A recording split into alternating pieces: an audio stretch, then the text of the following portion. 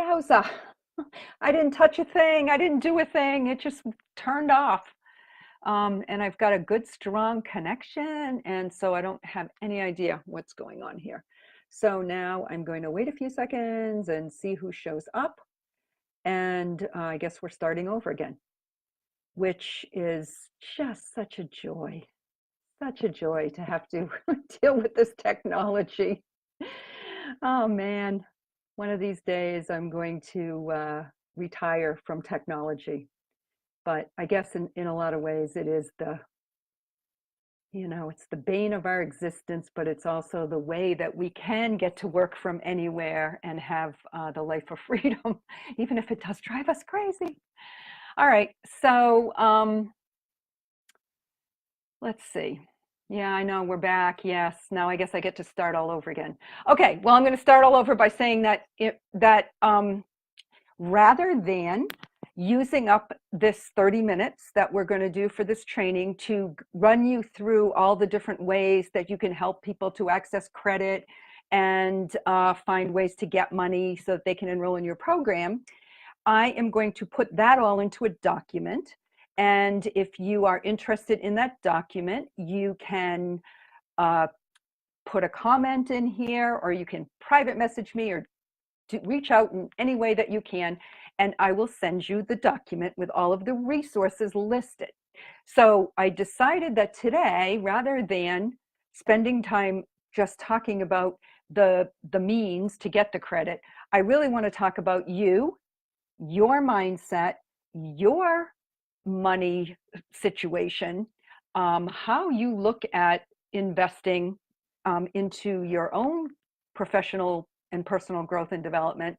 And once you get some clarity around that and you get really strong in your conviction about how you feel about money, it's not going to keep coming up as an issue. So the thing is, I've talked to thousands and thousands of entrepreneurs over the course of the last couple of years that I've been selling high ticket programs. And they really kind of fall into two camps, okay? There are definitely the people who are bankrupt, living on some kind of government assistance, and literally do not have the resources, the mental capacity, or the resourcefulness within them to get money. Okay, those people, you should be weeding them out before you make them an offer. Because if you get to the point where you're making somebody like that an offer, they're not going to buy because they can't. And if you're doing a good job in your sales conversation, you're going to know that prior to getting to the point where you lay out the offer. Now, why don't salespeople do that? Why don't they talk about that ahead of time? Why don't they ask the deep questions? Well, because it's like the elephant in the room. Nobody wants to hear the objection, right? Everybody's like afraid. They're like tiptoeing around the whole money issue. Well, that's your issue right there. If you're not willing to bring that subject up, get it out in the light, and really talk to people about their mentality about investing in the things that they really want, then you have to fix you. So that's what this training is going to be about today. It's really going to be kind of looking at yourself and how you're approaching your own money story. As my CFO, Sue Thompson, says, you got to get right with your money. So that's what I want to talk about today, is you getting right with your money. And then once you do, you'll be able to have the what I call stand in the fire conversation with your clients and prospects to really figure out, okay, that they want it, they know they want it. Now we got to figure out how we're going to make it happen. Then I can provide you with those resources of ways that you can go and access money in a lot of different ways. Okay, so let's talk about the things that you do with money, right? Like, seriously, there's really only 3 things that you do with money. Okay, so this is just we're not talking about credit right now, we're just talking about money. You either buy an asset, or you buy a liability, or you buy a consumable. So what do I mean by that? If you buy an asset, you're buying something that's going to increase in value. If you buy a liability, you're buying something that is going to decrease in value. So if you're spending money on something that, you spend $50,000 on an automobile, but that automobile is now, as soon as you drive it off the lot, is only worth, you know, 35,000, then that's a liability, right? So if you're, but on the other hand, there's some value there because it's getting you places. But I'm just trying to talk about this in just the general sense. Okay, so it's an asset, something that's going to go up in value. A lot of times real estate is an asset. Sometimes it doesn't work out that way, but we like to think that typically it is. If you're buying a consumable, you're buying something that you're going to use and then it's going to be all gone. So you're literally buying something that will have no value, right? Because you used it. So when you think about that, then you want to think about, okay, well, if you're selling a coaching or a consulting program, a high ticket program, where does that program fall? Is it a consumable? Is it a liability? Or is it an asset? Well, I'm here to tell you that if you're a salesperson and you're selling a high ticket program and you do not believe that the program that you're selling is an asset, then you probably are going to have trouble selling it, because that's what I call conviction. So that having that conviction, and that has to come from deep within you. This isn't something that you can just like make up your mind, okay, well, I'm going to consider this an asset. If you don't believe it, then it isn't, right? So what you believe becomes true. So that's the first thing. So when you think about yourself and you think about the programs that you invest in, or you think about the educational things that you've done, life enhancing, because I call sales sharing a life enhancing solution, right? So life enhancing solutions that you have invested in, if those things have actually grown in value for you, made you have a better life, right? Then they're an asset. They were an asset. If it actually ended up that you bought a program and you can't really see where the value came from that program, it was a liability, right? And we've all had those experiences as well. But what I want you to be thinking about is what you're selling, because we're talking about you right now as a salesperson. So, when I teach sales and talk to people all the time, and I say, look, you've got to believe what you're selling, right? So I know there's slick people out there that can sell snake oil and all of that sort of thing, but that's not what we're about in the High Ticket Sales Collaborative and the High Ticket Sales Alliance. We're all about really believing that the programs that we're selling are assets and that they are going to increase in value when somebody buys them. Okay, so the idea of credit, right? So you're clear on the money thing. And let me go back a minute to the money thing. Like, think about this. People buy consumables all the time, right? We buy things that are going to not hold their value, or we're going to just eat up and use, or, we're going to, a consumable is a vacation, right? Sometimes it's just like, oh, I'm going to go on a vacation. Well, you do it, it's over, it's done, right? Yes, you had great memories, and that maybe have made it a little bit more of an asset. But truly, we do those things all the time. People go to sporting events. They spend a lot of money to go and, see their favorite team play it. And, so these experiences that we have, and I'm not saying we shouldn't do that, right? Of course, we have to pay for food to eat, and we have to pay for the clothes we wear that eventually, go out of style or wear out or whatever. But those are consumables, right? Those are things that are not really going to increase in value. So as you're thinking about how you use your money, start to ask yourself, how obvious is it to me when I actually do decide where I'm going to spend my money, whether I'm spending my money in one of these three areas. And I'm not saying any of them are bad, right?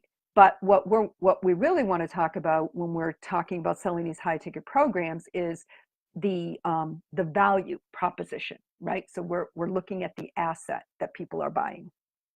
So if somebody comes along and they decide that they're going to buy something that's an asset, how often do you think people actually pay for that in cash? Well, you know the old saying, right? That cash is king, and there's a reason for that. So there is something to be said for having cash on hand, especially when you could buy an asset, something that's going to grow in value, and you could do it using OPM, which is short for other people's money. So think about that. If there was a program that was a $10,000 program and you actually had the $10,000 sitting in your bank account, would it make more sense for you to take that cash out of your bank account? Or would it make more sense for you to get somebody else to give you that cash? You've still got yours. Somebody else gives it to you, and you can just pay it off in small increments. And while you're paying it off in small increments, not using up all your cash, the value is going up. So now that thing that you bought for $10,000, which may be the investment in your business, is now getting $50,000 in revenue or $100,000, right? So this is the way to look at credit. Credit is the ability to get somebody else to make an investment in an asset that is going to grow for you. So I'm going to show you something now. I think I'm going to show it to you. Yeah, here it is. Sometimes I do this and people go, oh my God. But here is how I have actually built the Freedom Shift. Now, a lot of people would be like, oh my God, right? But here's the thing about every single one of these cards, and I have little notes on them because I know. But here's the thing. Every one of these cards is zero interest for 18 months, right? And so if you have the ability where you can get somebody to give you free money and you do not have to pay that money back for 18 months, or at least any interest on that money, you might have to pay little bits of it back. Why wouldn't you do that? So part of the reason is fear, right? That's why people don't do it, because they've been hammered into their head. Debt is bad, debt is bad. But there is a difference between debt, where you take money and or credit and you buy a liability, something that's going to decrease in value. So now, okay, I have this card and I owe $10,000, but the thing I bought is only worth $5,000. Was that a good investment? Right? No, right? Or, oh, okay, I took this credit card and I went on a vacation. And yes, I had a really great time with the vacation, but I don't have the money to pay off this credit card. That was not a good investment, right? You might have had a good time, but you still owe the money. That's debt, okay? Or I went and I bought, a beautiful new pair of shoes. And I used my credit card because I really couldn't afford those shoes. That is not a good use of credit, because those shoes are no longer worth the $200 you paid for them. They're now used, and you're probably going to bring them to Goodwill or something, or maybe you just love them and you'll wear them a lot, but they're not holding their value. So back to high ticket programs. High ticket programs are programs that are designed to give a return on investment. So they're designed for people to get more value from them than they actually paid. So does it make sense? And you might say, oh, well, what if it's health related? Like if somebody pays $10,000 for a program to get healthy. Well, I don't know. What's your health worth to you, right? Is that a debt or a liability?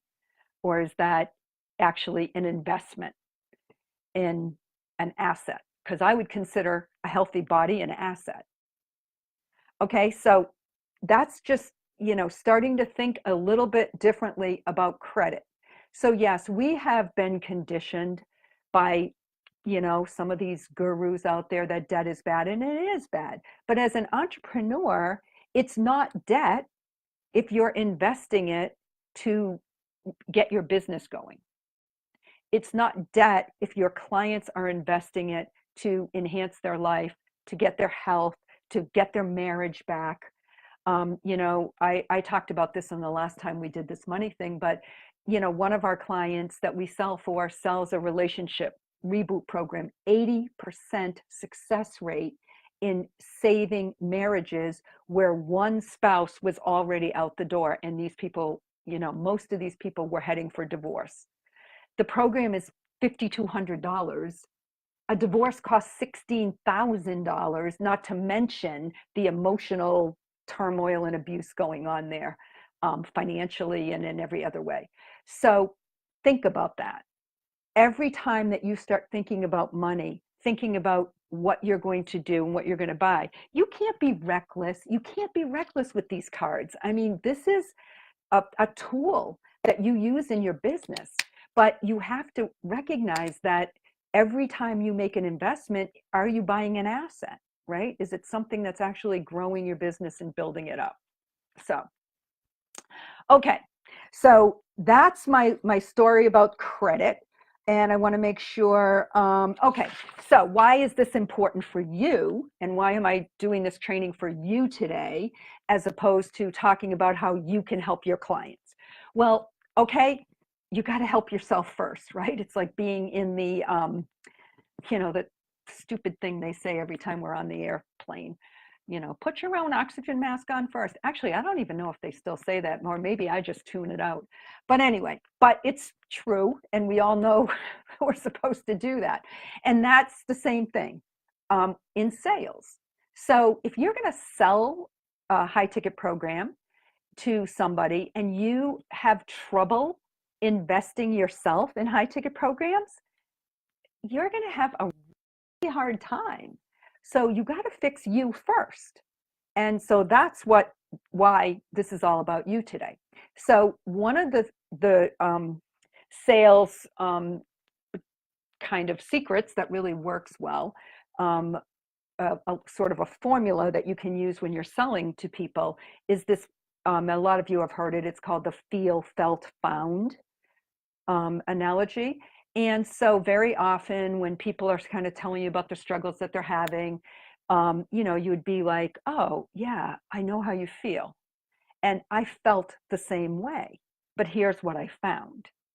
So when you can fix your own money story, when you can get your own head right about money and your own, you can get some congruence in the way that you act and the way that you take action, and spend your money or invest your money, then you're going to find it very easy to share that with people in a conversation.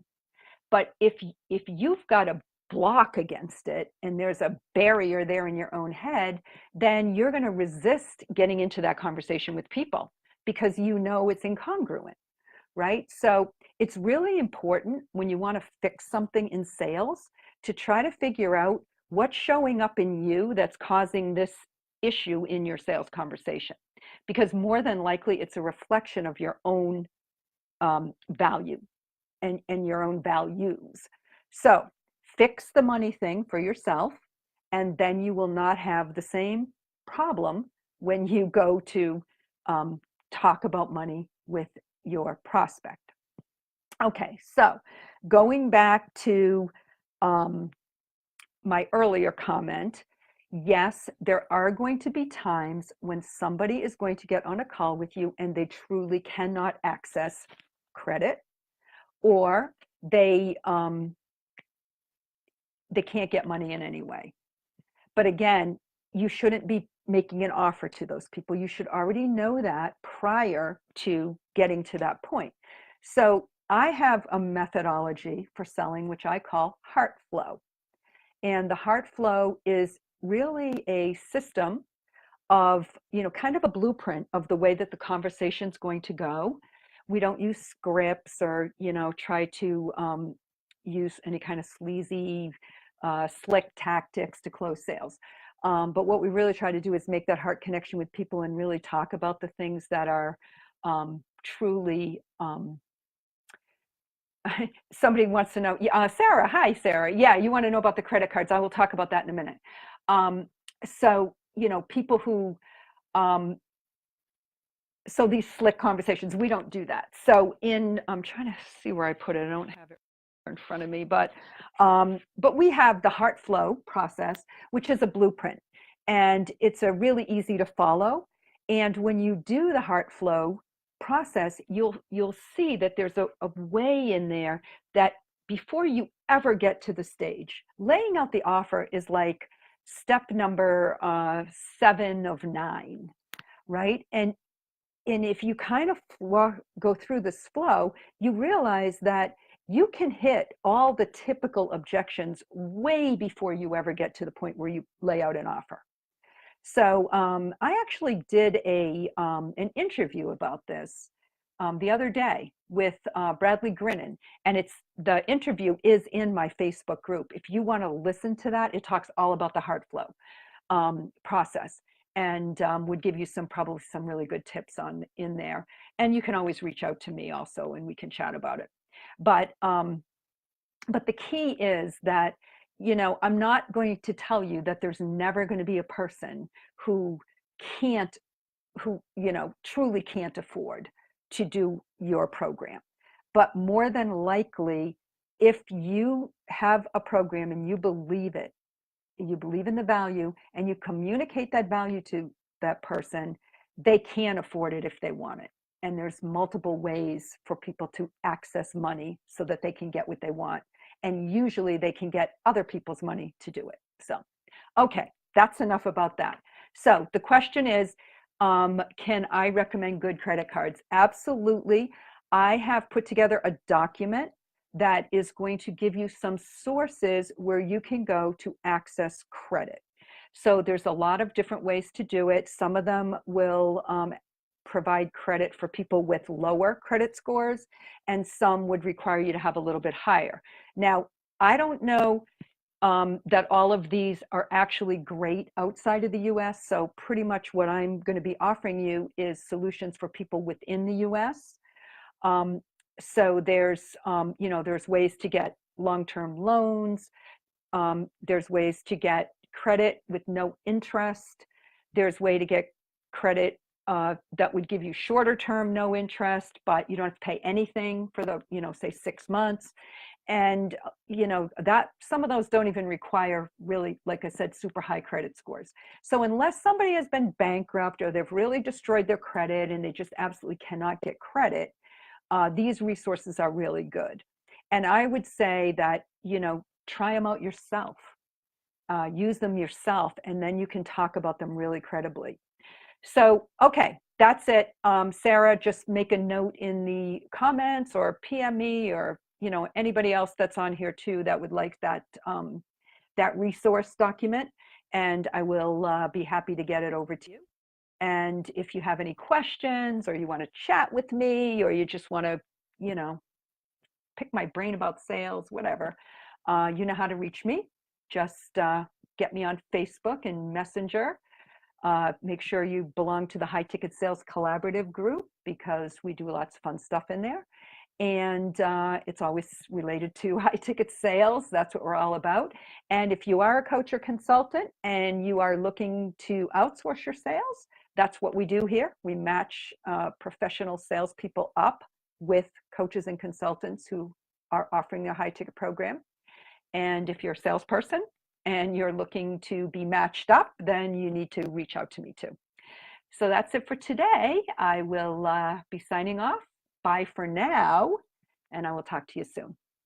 Okay, thanks for joining.